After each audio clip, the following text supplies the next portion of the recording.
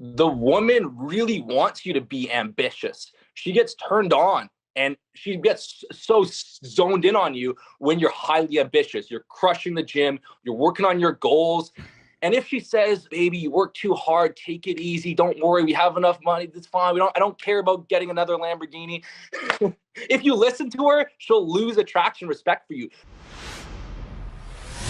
When you have a lot of options, freedom and possibility, it definitely like makes it harder to like, want to date one person. For me, it's very difficult to want to settle down to a traditional monogamous relationship, even when I meet someone incredible, because it's one of these situations where I'm going to go to work and I'm going to be with like 200 girls. Are you okay with that? And the girl's like, yeah, I'm okay with that. And then guess what, Greg? They're not okay with that. Something goes wrong. It ends up being. Yeah, 100%.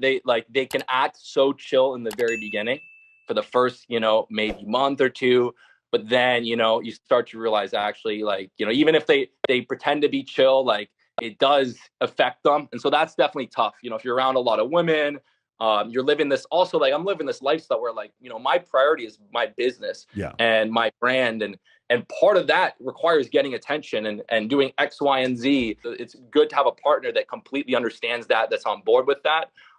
But that's easier said than done. I've been in that position a few times. The only solution that it's even a pseudo solution that I found is I date women who date women. And that tends to like, now I have the opposite effect. Now they're super excited to come to the bikini competition with me or Paradise Challenge or whatever.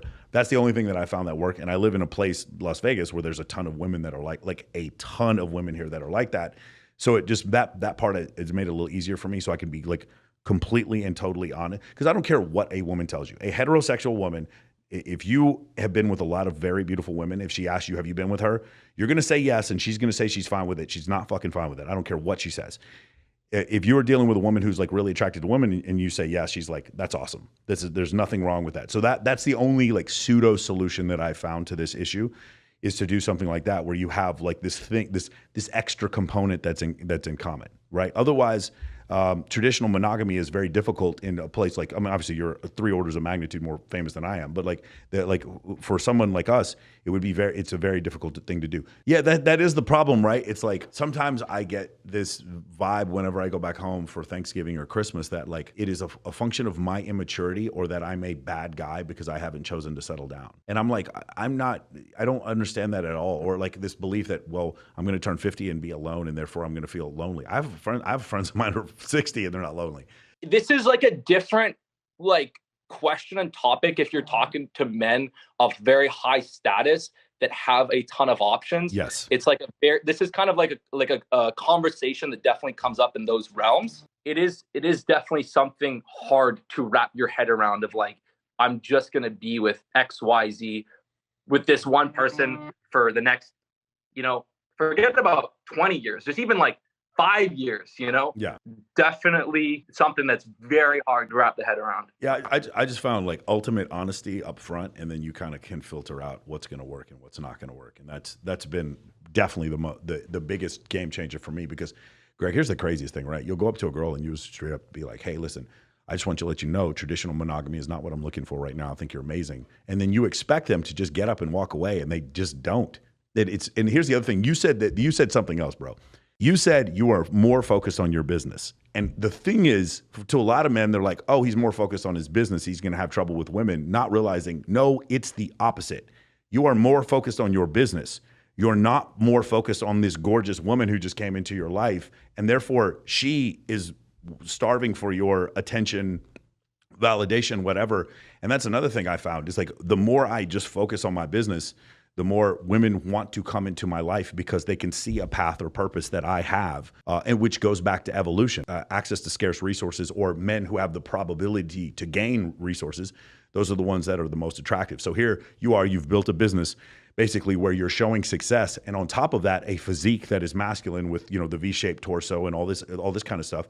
And then as a result of building that business, you become more attractive to a certain type of woman or most women.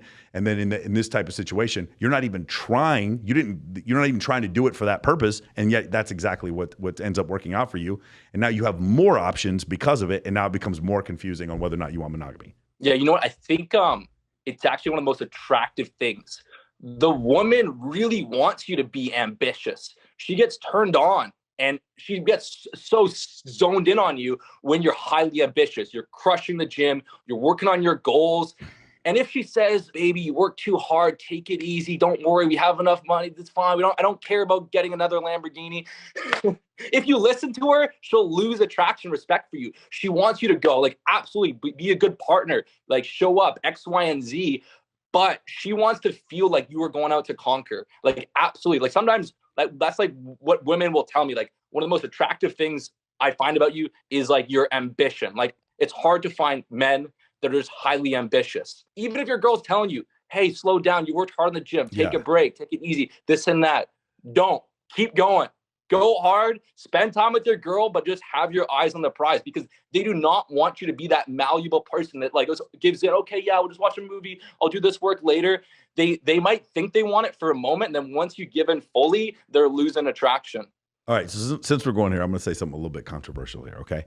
I want you to think about this, those of you who are watching this. So think about whoever your dream girl is. We'll use a friend of mine, Lindsay Palas, okay? Do you think that Lindsay Palas, or whoever, well, you could say Emily Sears, or whoever, Caitlin Runk, whoever, Kylie Myers, whatever. If you think, like, if you were dating one of these girls, or a girl of similar level of attractiveness, do you think that evolution would create a system in their brain where they're giving you the steps in order to make them sexually attracted to you? This may be confusing for some people to understand. If there was a set of steps that you could do to just sleep with this girl who's a perfect 10, then every guy would sleep with her. But those set of steps are not going to be apparent. So her giving you advice on how to sleep with her is it's counterintuitive. It doesn't fit along with evolution. So what's she going to do instead? Stay at home. Let's watch Netflix. Let's order a pizza. You're working too hard. And I personally believe, and again, this is the part that's going to be controversial, that women from an evolutionary standpoint, some women have these internal programming to see whether or not you're going to crack, to see whether or not you are going to lose the ambition for her, to see whether or not you're going to throw it all away just to be with her. And again, I've said this before, and I've gotten a lot of trouble for this, but I'll stand by it.